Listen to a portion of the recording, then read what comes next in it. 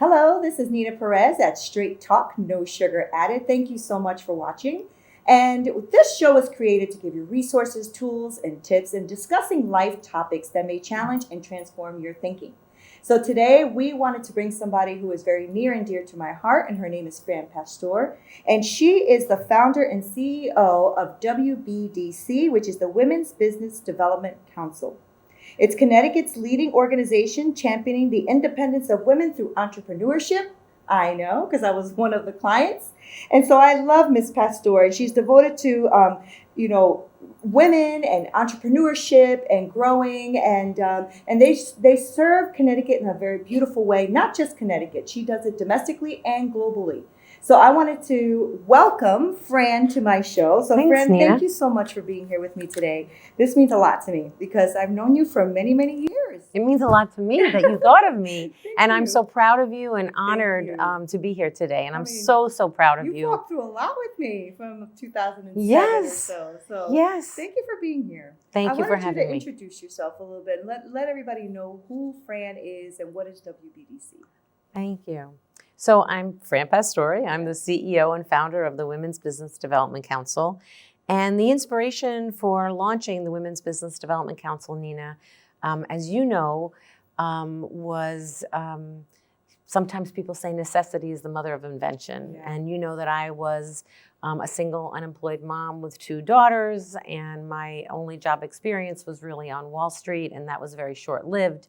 So I was a young mom and a young single mom, and I wanted to do something to not only help myself become employed, I wanted to also help other women who had experienced what I had, because what I had experienced. Because going through a divorce, even as a college-educated woman that had worked, I let myself succumb to a traditional role in my family. And so I found myself without a job, without a lot of skills, and I had 2 daughters, and I was afraid, and I didn't want them to have that experience. And so I learned while I was searching for that thing that I was going to do, that so many of us, especially women, search for. When I was trying to figure out my next move, I learned that Connecticut was the only state in the country without a resource for women entrepreneurs. Wow. And so that was, at that time, my interest in women's economic equity, which I was born with as a feminist. My interest in women's economic equity combined with my need to do something locally in Connecticut so that I could be available to my children really merged. And so the Women's Business Development Council was formed in 1997. We had a small grant from the federal government to launch the organization, launch the business, which, in today's world would be considered seed capital. Right. And we had 2 employees back in 1997, and today we have 14 employees, and we have about 8 consultants and a few part-time employees as well.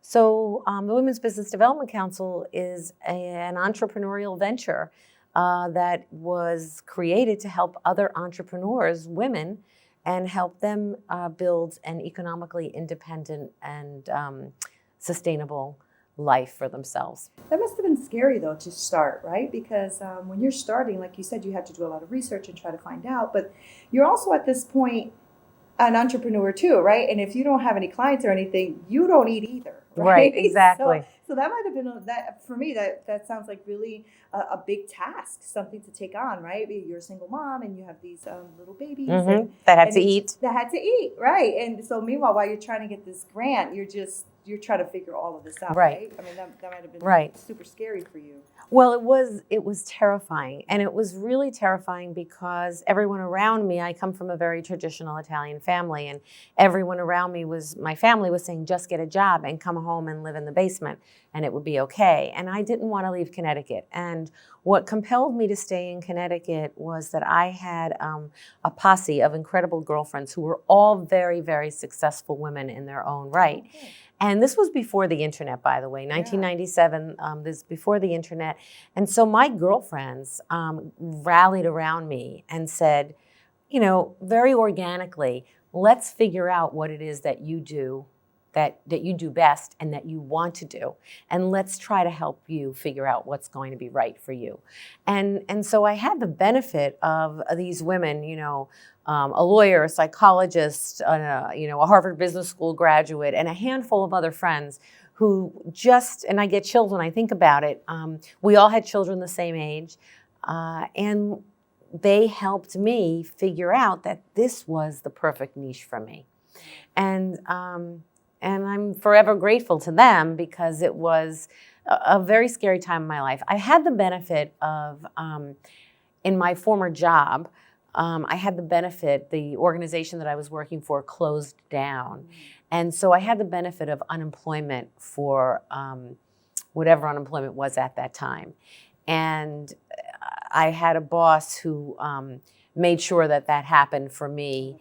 And so that was all good. But my daughters, we talk about often our looking days at the Stanford Town Center and not the buying days. And, we have some really fun memories of that. But I think what's really important and what I wanted to recreate for women in Connecticut that aren't as fortunate as I was to have that posse of girlfriends is to create that community for them. I was so lucky. And I was so lucky to have that group of women, and they served for me as, my counselors, my business counselor, my therapy counselor, my legal counsel. And so that when the opportunity came up that Connecticut didn't have this resource, but there were funds out there to provide this service. And I thought, wow, I'm a really resourceful woman. I've got all of these fabulous friends. What about the women that are out there that don't have these resources? And so it was just a perfect fit at the time. Wow. That's such a great example, too, because you have girls. Yes. Yes. So, as hard as that is, because I'm sure there was many tears and many, pulling of hair and many, I don't want to do this, Yes. It has to be, right? Because I think for every entrepreneur, there's those highs and there's those big lows. But to know, I was kidding with you a little before we started because I said, wow, I've been with you or known you since 2007. And I realized, wow, I've been through highs and lows too. Mm-hmm. And the organization has definitely been there for me. I've called, they pick up the phone, they speak to you, they know who you are. It's a very personal thing. And you're right. It takes a village, right? Mm-hmm. It does to raise kids, but it also takes a village to when you're an entrepreneur because you feel alone. It's a very hard thing to do, right? And especially yours was a little different, right? For when I was an entrepreneur, I had to go and try to find clients. When you're an entrepreneur, you're kind of building everything. So you're you're trying to help people actually. So that's a different perspective. It is a different perspective, but the beautiful thing is that what an entrepreneur really does is they have a passion to do something. My passion was women's economic equity. And if you're lucky enough, you match that passion with a need in your community. Mm-hmm. And I was really lucky enough to find those two things. So while it was really terrifying, I look back with a lot of nostalgia and a lot of really heartfelt feelings for the people that really believed in me. Yeah. And it's when you're starting an organization, because even though the organization is a nonprofit organization, it is still a business. Yeah.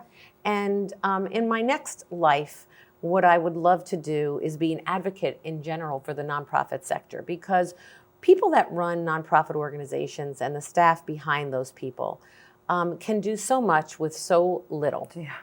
And we could be such a great example in the for-profit sector of really how to make things work, and the resourcefulness and the creativity that entrepreneurs have and executive directors have to get that business started and really leverage resources.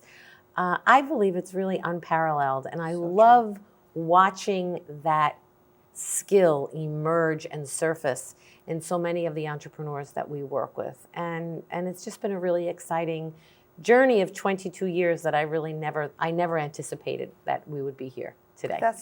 That's so fantastic. And, it's hard too, and because you're an entrepreneur, but as an entrepreneur, you kind of just think you have an idea and then you're going to execute.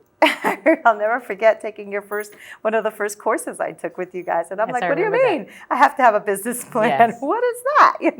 I thought I could just go and cook.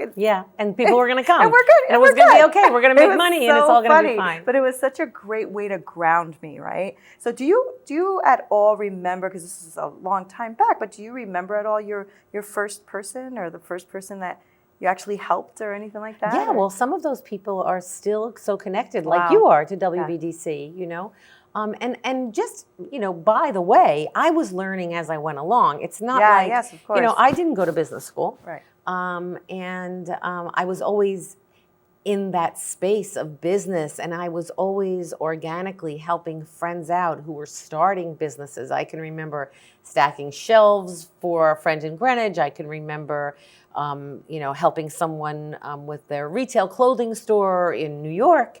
But all of those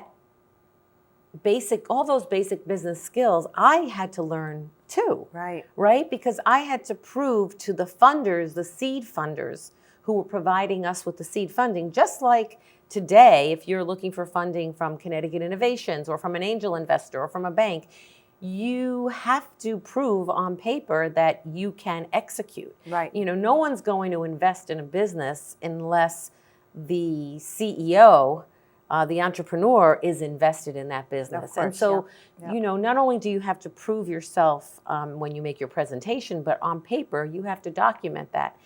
And so I had to do a lot of learning and get a lot of education. Sure. Before my pitch to the federal government for this grant was going to be granted, right? So, but I do remember so many clients, and so many of them are still so connected to WBDC and doing well. And most of our clients, and you know this from your experience with us, most of our clients are, the majority of our clients are micro businesses. Mm-hmm. They have less than 5 employees. They usually have gross revenues that are under $1 million. And they're coming to WBDC for the sense of community that they get, that you described. Yeah. Someone's going to pick up the phone. It's very, very personal. No question is a dumb question. And our goal is really to help people succeed. We don't get paid an equity share of anybody's business. Right. We are, funded to do the work that we do by the federal government, the state of Connecticut, and the generosity of many philanthropists all over Connecticut, men and women, and corporations who want to invest in women's economic advancement. So, the work that we do over the years has really changed and evolved, even from the time that you came. Certainly from 1997, and then certainly from the time that you've come. Mm-hmm. The women, the profile of the women that are coming to us are different. Their needs are very different. Mm-hmm. And a small business, you have to pivot and you have to adapt. Because if you don't, your business may not survive. That's right. Yeah, I learned that. Mm-hmm. I learned like a lot of those great skills. I mean, it was because of taking the courses at WBDC that I was able to launch my business the way I did, because it grounded you. It told you what you needed to know. And at first you were just like, in my case anyway, I was very naive as to what that is. I never took a business course, so I wasn't sure what that was. And I remember, I forgot the name of the course because it was 2007, but it was a long course. It was like every week. There was homework involved. It was very, it was very much a course, Yes. But I learned a lot. Fast track, I think. Yeah, fast track. That's it. But it was, and I did other things like QuickBooks and all the, all you these did other everything. classes. Yeah, I tried to do as many as possible. And those are those women that come in and really get connected to the team. And open themselves up and just say, you know what? I don't know everything. I know what I know. I know how to cook. I know how to cut hair. I know how to bake. I know how to do taxes. I know how to design. I know interior design. But I really don't know how to be a business person. Right. Those are the most successful clients. There are so many people out there, and my team sees them all the time. It's like, if you don't put the time in, you get out of it what you put into it, right? That's So right. if you don't put the time in to cross the T's and dot the I's, and by the way, those T's and I's are going to shift and move and change Yes, they do. as your business grows, but you Yeah. have to have some kind of a vision that's documented, especially if you're looking for any kind of investor, Yeah. no matter how big or small. That's very true. You have to be flexible, malleable. You have to be able to Malleable, perfect. and you got to be able to take that critique. Mm-hmm. Critique is important. I took one of your courses, of course, again, and at NCC at this time, and it was like a business financial class, and I forget the instructor's name, but anyway, what she did for me was life changing because I remember going to this course. It was a bunch of women, like you said, hairdressers and makeup artists and me and all that kind of stuff, and we were presenting our businesses, and as we presented our businesses, we had to come with the whole business plan and what we did and all that, and passed out all of the portfolios to everyone. And what they were doing was giving us feedback. And that changed my entire business because I realized I was underpriced. I was giving too much for what I was pricing. I also realized some of the women there were had more economic status, so they were like, honestly, what you are offering is amazing, but I would never hire you. And I said, well, why? And they said, you are too inexpensive. Exactly. I was like, what? And they were, that just opened up my eyes. Yes. They were like, what you're saying, if you're doing all of this that you're saying, it is unbelievable. But your pricing, I would say, she's probably not going to give us the services we want. And I'm like, wow. Because she doesn't cost enough. She doesn't cost enough. That changed my whole life. Yeah. I'm It so changed glad. everything. Yeah. Well, that is the single biggest issue that most women entrepreneurs face is knowing their work. And I think Mika, I can never pronounce her last name, Brzezinski, Mika, how she's known, wrote a book about that, right? Knowing your worth. Oh, yeah. Because we all know that we're, always second guessing ourselves about what we're really worth and how much we should charge. I do it myself. Yeah. And it's so interesting because I counsel and coach a lot of young women. It's just a labor of love. I really enjoy talking to young women about their first career out of college and things like that. And even recently, in talking to my young daughter, who's an attorney, and she was saying, Mom, nobody takes vacation here. And I'm saying, you have to set the standard. It doesn't matter what everybody else is doing. And I got this advice from Indra Nooyi a couple of years ago. I heard her speak, and she's a former CEO of Pepsi. And she was saying how she would leave in the middle of the day to go take her kids to camp or go to a school play, or her daughter fell down and her boss would be saying, where are you going? You just got here. It's 11 o'clock in the morning. And she would say, my children need me, or I have.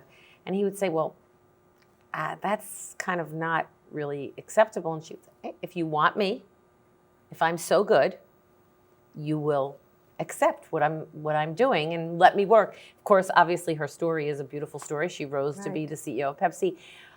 Also, you don't ask, you don't get, right? I always say, ask and you shall receive. And so, me too. it's really amazing that, and that story is a little tangential to what we're talking about, but it's in the same vein of we need to ask. Yeah. And when we ask, if we don't ask, we'll never know. And if you do ask, the chances that you will receive are pretty high. Yeah, they're pretty high. And it's something that I live by. Or at least close to what you wanted, right? That's what that class did for me, actually. It wasn't just about doubling my income, which is what it did. Oh, my gosh. But it was about me I had to self-reflect is what I'm saying, And value yourself. Yeah, and value myself. And that's what I realized, like, wow, I am coming with I'm educated. I'm coming with a lot of skill set, a great concept.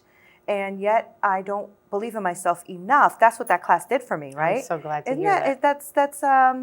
It's life-changing because, you might, your teachers or at least might think, oh, we're here to instruct, but they don't realize that these things also change your life and how you form. And like you said, like sometimes we don't think we're worth enough. Women, I should say, men don't struggle with that as much. Some do, some do.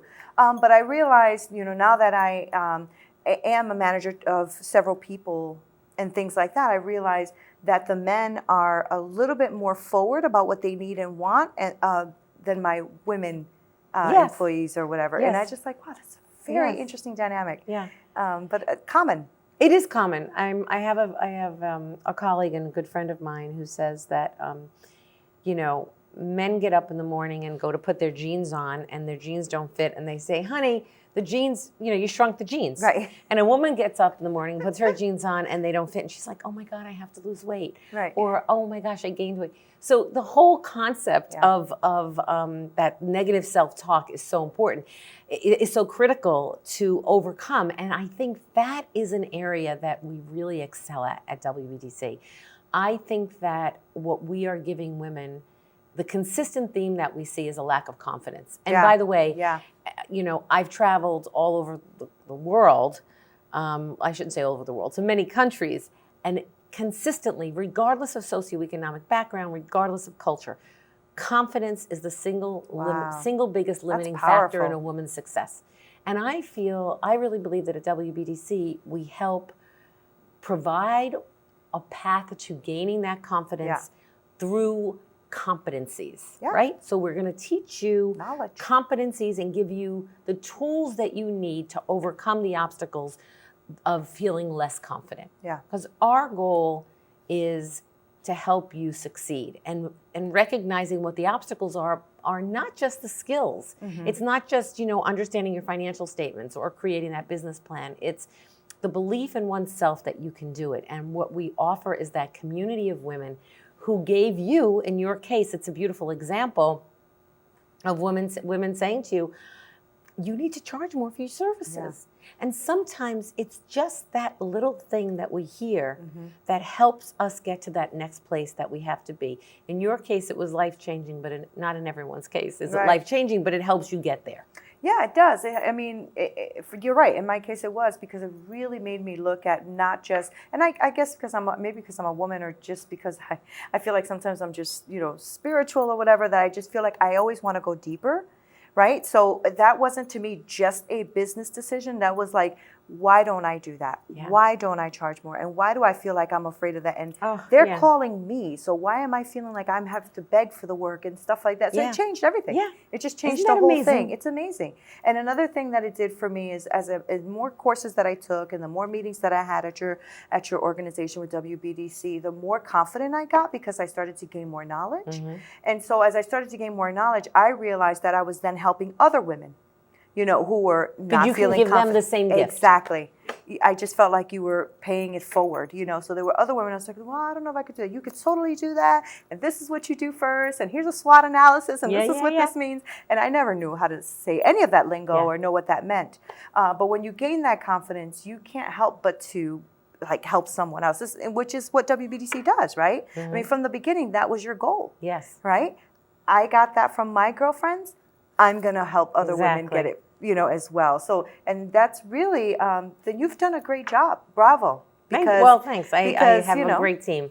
Yeah, and it's because of the team and the way, it always starts at the head, right? It's the way you have to lead, right? You have to lead with that mindset of, we are here to help women entrepreneurs. We are here to build up, their knowledge base, and hopefully that'll build their confidence and knowledge and so on. And but if you don't come at it with that attitude, it's a very different thing, right? It's just, this is what you do, okay, go. Exactly.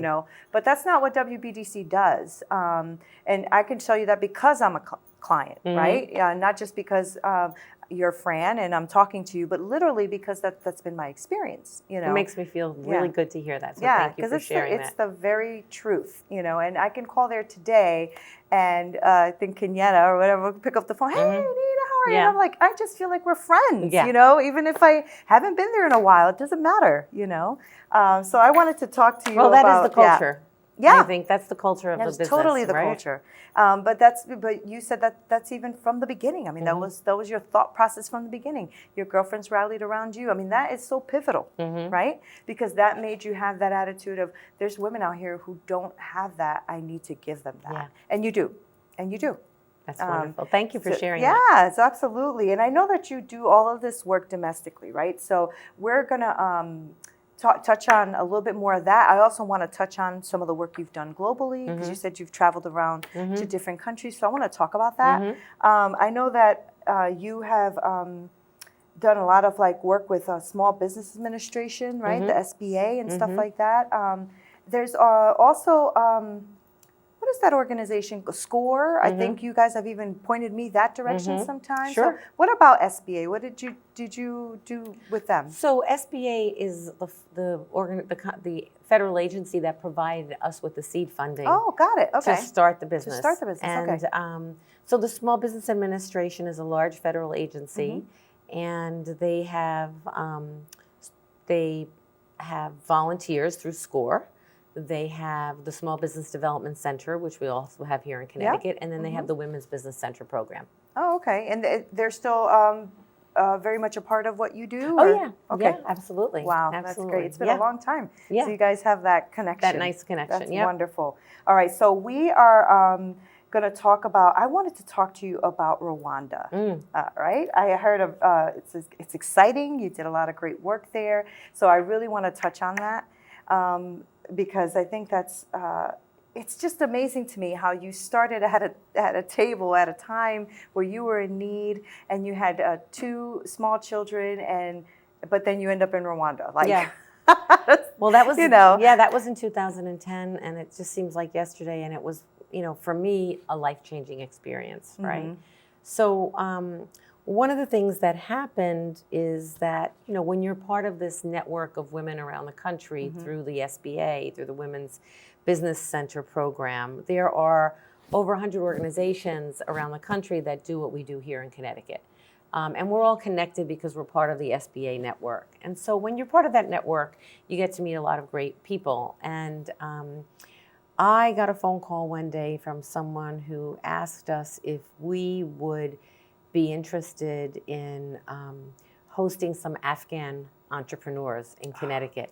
This sounds exciting. Yeah, and so the Business Council for Peace, which is an organization that's very near and dear to my heart, is the organization that called. And of course, we were happy to take on these Afghan women business owners. And the Business Council for Peace does a lot of what WBDC does in formerly war-torn countries. Oh, wow. And back in 2010, they were in Afghanistan.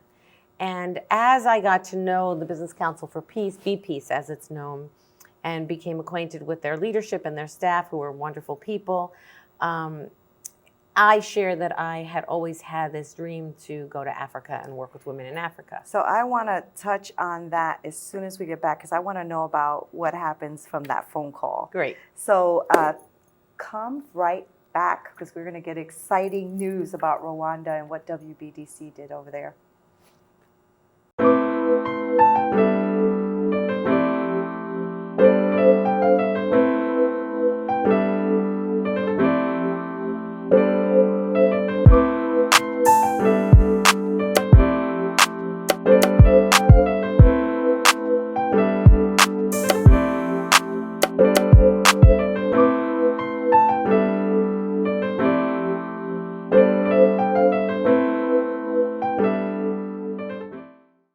Hi, and welcome back. This is Straight Talk, no sugar added, and we have been talking to Fran Pastore, which is she is the CEO of WBDC, the Women's Business Development Council, and she was just about to tell us this amazing story of a phone call she got from Tony Maloney about Rwanda. So I really wanted you to catch us up on that.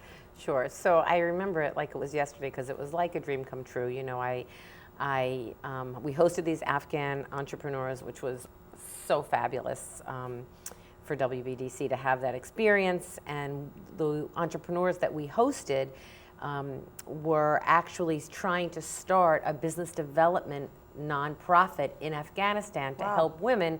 So that's why they were placed with us, so that we can teach them the work that we were doing to help to work with women entrepreneurs. So fast forward, it's like a year later, and I get this phone call from Tony Maloney, who's the founder of the Business Council for Peace. And she shared with me that there was this project that they were thinking about taking on, which was to launch the first ice cream parlor ever in Rwanda. And so you can imagine a third world country. Yeah. It was 2010. The genocide was just a few years earlier. It was really a very interesting time. And So it was a joint project with some young entrepreneurs from Brooklyn, New York, that own Blue Marble ice cream, which you can find in your grocery store today, right? So Blue Marble was just getting off the ground, but the owners of Blue Marble had this compunction to help women in Rwanda who were genocide survivors. Wow. And so fast forward, Tony asks if I'd be interested, and it would be a mission with a handful of other women. Our goal was to teach these women entrepreneurial and financial education skills. Wow. And so the next thing I knew, 8 months later, I was on a plane to Rwanda to meet these women that I never met before from the United States. We had these conference calls to talk about what we were going to teach. The Business Council for Peace adapted some of WBDC's curriculum in Kinyarwanda so that we can teach it, and we had translators, and we were on the campus of the University of Rwanda. It was really amazing. So we stayed with women entrepreneurs who owned a hotel. We worked on the campus in Rwanda. Wow. And the ice cream shop was under construction. And what was really the most moving thing about it while I was physically there was learning about the genocide and meeting the survivors, these young people that were babies during the genocide and were now young women, hopefully striving for their first predictable source of income. Right. What is really fascinating about the country is that women, until the genocide, were relegated to working in the fields and in very, very rural areas. Post-genocide, 70% of the population are female. And so by the time I got to Rwanda, women held a majority of the parliamentary seats. Women were, the president and the country was very much geared toward putting women in positions of leadership. So this project this country was so ready for this project. Yeah, this is important. And the ice cream store is still surviving. And what was beautiful about the model that Blue Marble put together and BP helped orchestrate was that these employees of the ice cream shop it was a co-op. And they were owners of this co-op. So one of the ways that Rwanda rebuilt itself as a country post-genocide was to create these co-ops where women were taken out of this rural environment and they were brought in to learn certain skills. So you can have a cow milking co-op, you can have an artistry co-op, you could have a drumming co-op because women couldn't drum prior to the genocide. And this was an ice cream co-op. And so the women were selected from some of these other co-ops who showed, higher, I would say more determination, if you will, a higher skill set, an interest in advancing themselves economically, and they became the ice cream co-op. So the ice cream shop actually opened up a couple of days after we left Rwanda. It opened on my birthday, which is always a great memory for me. That's awesome. And the women are still receiving a predictable source of income. To this day? Till this day, the ice cream shop is still up and running. But my biggest contribution while I was there, the thing that I'm most proud of, was that we had these 17 women in a classroom going through this training for 2 weeks, and we got to know them really well.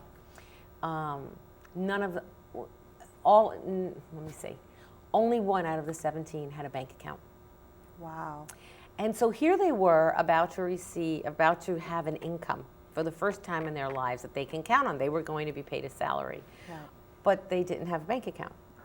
And so what I did was I walked into town, walked into the local bank, brought back to the classroom 2 female bankers, and we opened up with, I think it was $5 or $10 at the time.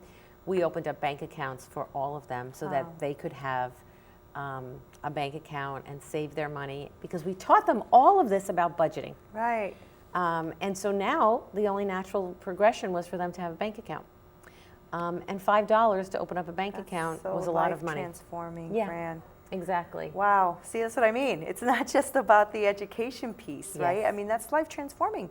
That means that they now learned how to save money in a bank, how to put money in the bank. I mean, that's it was so rewarding. It was so rewarding. I'm sure. Yeah. And then fast forward, when I traveled, as you know, to Costa Rica a few years after that to work with the University of Connecticut, invited WBDC to bring its training programs through a joint program with UConn and the Department of State to Costa Rica to work with women in rural parts of Costa Rica who were working mostly in the agritourism business.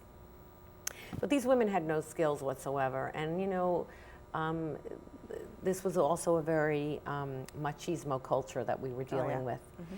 And it was starkly different from being in Rwanda, where the bankers were women, the people in positions of leadership were women. The bankers came to us to open up these bank accounts. And in Costa Rica, my colleague, who was Costa Rican, and I scheduled a day to go to meet the bank manager and explain that we were going to open up 15 new bank accounts. And he agreed to that. And when we arrived on the premises, he basically said, I don't have time for this. What do they need bank accounts for anyway? Wow. They just have these businesses. They're not really making any money. And so we staged a sit-in. And my Spanish was much better then than it is now. But I basically told him we were not leaving until we opened up all these bank accounts. And he just looked at his watch and he just said, well, we're just too busy. And I said, well, we'll wait. And finally, we waited and we opened up bank accounts for 12 women, because we were there to teach them. Yeah. And then how do you not know how to work with a financial institution, no matter how small your income is, right? And where's the dignity and respect? And that was part of the cultural shock for me. I bet. Was seeing how angry and upset the male counterparts of these women were, that these women were learning how to increase their income, and how is that going to affect the ego of the male. And I had some unfortunate incidents while I was there watching how that transpired. Right. So we are fortunate that we don't really have a lot of that here in Connecticut in the United States, but we are very much aware to what other women in other parts of the world do have to deal with. So that must be a challenge for WBDC to teach the courses in a way that is relevant to the different cultures, culturally competent. Yeah. Yes. Yeah. So I'm sure that was a learning curve for you guys too, right? It's different to teach an entrepreneur class here in the U.S. than I would assume that it is in Rwanda, that it is in Costa Rica, right? It was very unexpected. Yeah. Even though I had the way the program ran was that the University of Connecticut set me up with a Costa Rican counterpart who was a professor. So I was working with a young woman. Right. Was very young, but was a professor in the National University. And even she was surprised at the feedback that we received.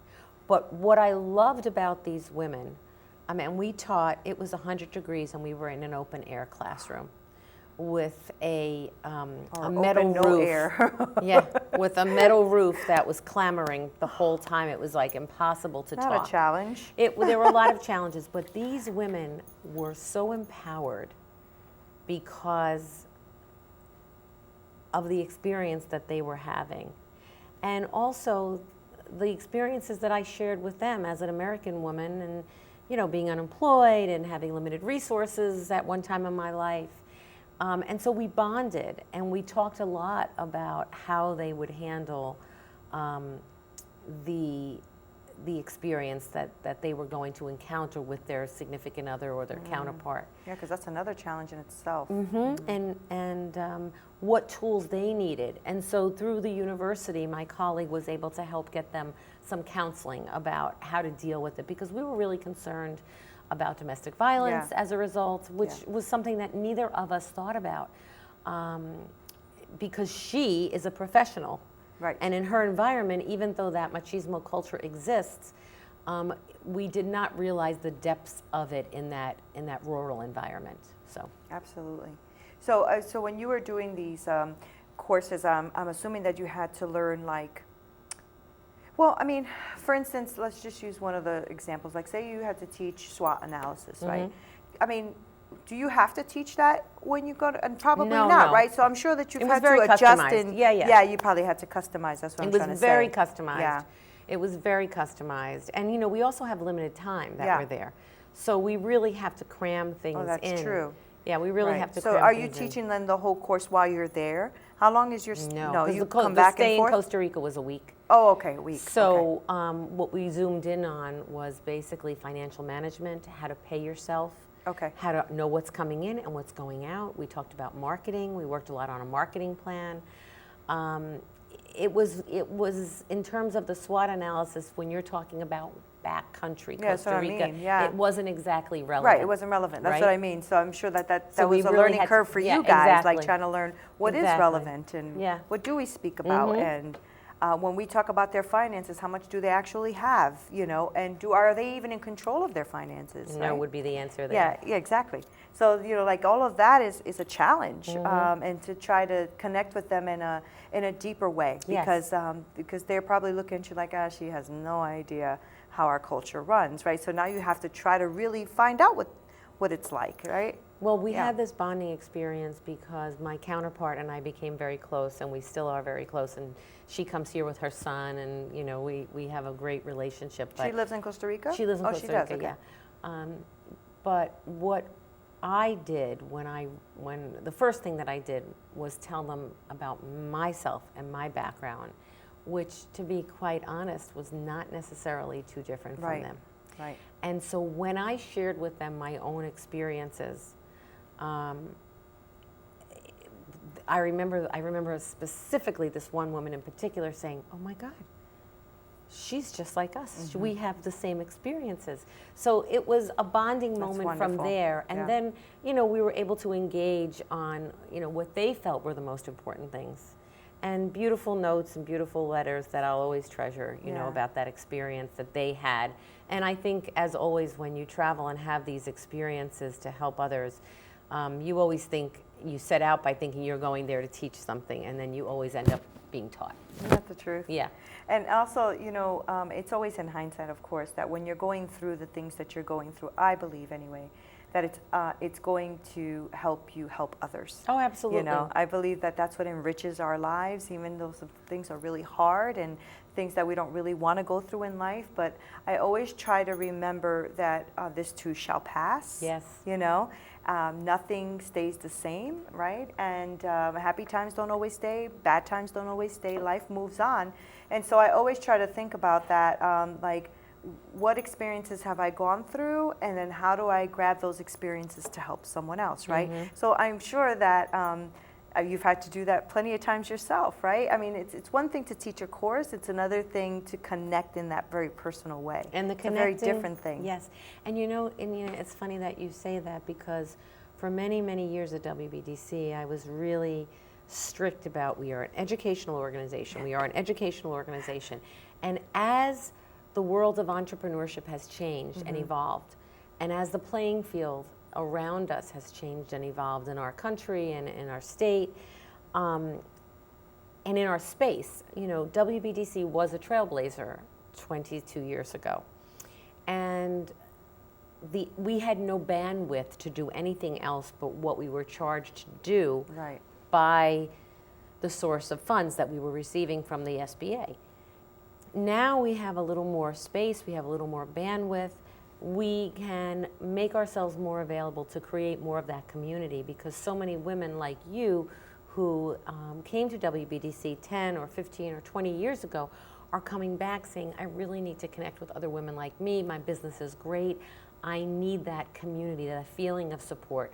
And so I feel really good about being able to be that place that has that history and that offers that. Yeah, it offers way more than education, right? Yeah. And I wanted to, because your services are just amazing at WBDC, and I wanted to touch a little bit on that. Because I know that you offer classes, you coaching, you do events, there's volunteer opportunities. There's a lot of stuff that happens at WBDC. You know, it's not just education. You can be a volunteer to come and help. You can be a donor. You can be somebody who does take the courses. I mean, it's really a lot going on there. And I know that you do deliver like extensive list of business and financial education. And I was reading on your site that there's really three core pillars. There's three learning core pillars that you have, which is entrepreneur training, financial education, and access to capital, right? So so I'm sure that it was, at least in my mind, I'm thinking it must have been a challenge to kind of just narrow it down to what are the cores of what we're doing here, because you do a lot, right? You do a lot. So for entrepreneur training, you want to talk a little bit about that? Like, yeah, sure. So the entrepreneurial training is really the heart of what we do. It is the majority of the work that we do. Represents about 80% of our portfolio of clients. And those are women that are coming to us that have either been in business for a few months to a few years, and to women who have been in business for many years and want to scale. So the entrepreneurial training programs consist of one-on-one business counseling and coaching, small group workshops on a particular topic, and then long-term training programs. So the program that you mentioned earlier, which we used to call Fast Track, we now call GPS, Guide, Plan, Succeed. Oh, okay. And it's still the outcome of that is still to test the integrity of your idea or your business concept. And so you still are going to walk away with a rough business plan. Right. One of the best things about that course is what you described also earlier, which is where you do the speed dating.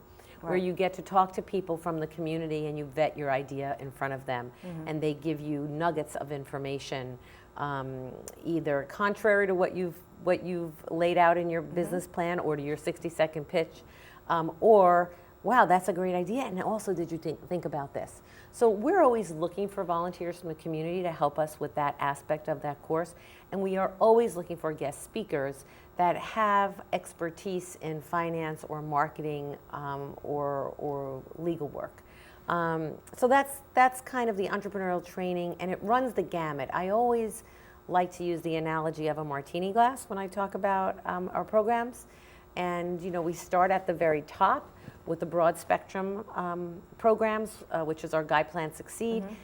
And in that 10-session or 12-session course, you get one-on-one coaching and counseling, you get online counseling and coaching, you get Live Plan, which is where you can build your business plan live in concert with getting live help. And then there may be one section in that program on marketing. And what we'll do is we know that's not enough. We know you need more time than that. So we have a marketing program we drill down in that martini glass, right? So the next layer of services is going to be a mini series on how to build a marketing plan so that you can walk away with some semblance of a plan when you leave that course, right down to how do you draft a press release, right? So we cover the gamut in terms of how deep we get, and we get pretty deep, or you can choose not to, and you can scratch the surface. With the financial education programs, it's really become a sweet spot for us, and actually we're merging our access to capital and financial pillars, because everything about money should fall under one pillar. Okay. And so that makes sense. Yeah, exactly. Yeah. And so in the financial piece, it's not only business finances but personal finances, right? So we'll talk to you about how do you get your personal financial house in order, because you need to have that in order before you set out to launch a business. Yeah. When you have your business, let's make sure that you are separating I learned that. your business from your personal finances. What goes into business comes out of business. What goes into personal comes out of personal. So the financial education program on the personal side is all about helping people get their personal finances in order, whether or not they're thinking about going into business. So this program is not limited to entrepreneurs or people in business. It can be for anybody who is interested in handling their finances better. It's good to know. How to increase your credit score, how to reduce your debt, and hopefully how to increase your savings. And sometimes the outcome of that is, I need to do something about my job, or I need to get a better job, or I need to get better education so I can qualify for a better job. And a lot of times with the entrepreneurs that come into that program, it's, wow, I better not leave my day job until I have this figured out, right? Yeah. And the other piece of the finance pillar is around access to capital. And that's about getting money into the hands of women entrepreneurs. And there are so many programs in our state, And there are also alternative means to accessing capital, whether through angel investors or venture capitalists, or friends and family. Right. And so that's part of what we also will teach in our programs, and also how to approach a bank for just traditional bank financing. So we're really proud of the work that we do. And again, it's all about the hand-holding that we do. Yeah, and that's a lot of information that sometimes is really hard to access on your own. And I mean, there's a lot online, yes, but it's different when you're sitting down face to face with someone. It's very, very different. That's why the community is so important. Yeah. I got that from there as well, because it was very when I was making the comment before that I got that was, I remember sitting down with one of your financial coaches, and she was saying, you know, your business and personal are mixed together. We got to separate that. You can't do that. But when you're a tiny, you know, entrepreneur, you don't know that. You're just like, okay, this is the money I'm going to put in, this is what I'm going to have, and you just kind of mix it all together, but then you realize that's not very smart. Well, you know, you'll never figure out how much money you're making. And so we actually had someone come in the other day who is has multiple retail locations for her shop, has probably 15 employees, because we have a mentorship program now. You may or may not be aware of that. And we asked her, you know, why she felt she needed a mentor, because our mentor program is very, very coveted, highly, highly coveted, because we are matching mentors who will spend 6 months mentoring a client. Wow. So they're really giving up their time. Right. So we want to make sure that we're tackling a particular challenge, a business challenge. And we're really surprised when some of these clients that have been in business for a long time come in and say, I'm not really sure if I'm making money. So we really want to make sure that economic success is built into the equation, and the education piece can never be discounted. And, and the mentoring, the need for mentors and counselors can never be overstated. That's so true. And I know that, you know, even being on your site, or I also am part of your newsletter and all that, and I noticed that you're also, WBDC loves to show us real success stories and stories of people that are going in and out of your organization, and you know, then that inspires you, you know, when you see that person opened up their bakery, and that person is doing their jewelry, and that person is, you know, and it's just it's such a cool thing to see, because you're seeing that they're being spotlighted, right, so that we can know them more. It increases their business. I mean, I've done business with a few people that I've seen on your site. Oh, that's wonderful. Yeah. It's I've connected. I'm like, hi, I saw you on WBDC. They're like, oh, that's awesome, you know. So, and that just connects us, because, like you said, it's like that community, right? And I noticed you have a beautiful piece on. Yes. And I my broken glass. Your broken glass right? Ceiling. Yeah. Yes. Do you want to tell me a little bit about that? It's a pretty piece. I do. So this is a very dear friend of mine, Erica Smith, has a business. It's brokenglassceiling.com, and it's a 3-generation jewelry business. It's her mother, herself, and her niece, and they make these necklaces for female empowerment, and all of the money and all the profits that they get, they donate to Vital Voices. Oh, wow. Which is a wonderful global organization that helps women around the globe that are victims of all kinds of unfortunate social injustices. Wow, so this is a amazing. really great piece, and I love it, and I wear it because it was a gift to me from my friend who made it. So yeah, but she's also doing really good things. She's with doing that. great That's work. Amazing. She's doing great work. It's brokenglassceiling.com. Right, www.brokenglassceiling.com. That is awesome. And I want to, if I can. Yeah. One of the things we're going to be working on, and I encourage any entrepreneurs that have a website to be in touch with us, because we are going to embark on a special project that I have wanted to do for years, and we're finally able to do it. We are going to embark on having a directory for women entrepreneurs in Connecticut on our website. That's fantastic. I cannot tell you how many times a week we get phone calls, is there a directory, is there a directory, is there a directory? There is no directory, and we would like to make a directory. And so that's one of our objectives and our goals for 2020. That's awesome. So I want to wrap up, but not before we mention the gala. Yeah. So tell me about the gala, when it is, what are we doing? Yeah. What's up? So the gala is on November 1st. It's our opportunity to showcase the work that we're doing by introducing our clients to the community who supports them. So there are about 700 guests that attend the gala, from corporate contributors and investors in the organization to philanthropists, entrepreneurs, even some celebrities will be thrown in there occasionally. But it's our chance to showcase our clients and thank other women in positions of leadership who are paving the way for other women. And so we're honoring 11 WBDC clients. They are recipients of the Women Rising Award. And then we have 3 women who are in positions of leadership in our state or in our region. We're honoring Roz Brooks, who just was named a managing partner of PwC. Her work in diversity and inclusion and helping women in their role navigate into a corporate life is so important. We're honoring Susan Lasota, who is one of the highest ranking women in Connecticut at State Street Global Advisors. And we're honoring Allison Malloy, who is an entrepreneur herself from Stanford, who is now I believe, second in command at Connecticut Innovations, which is the state's venture capital arm.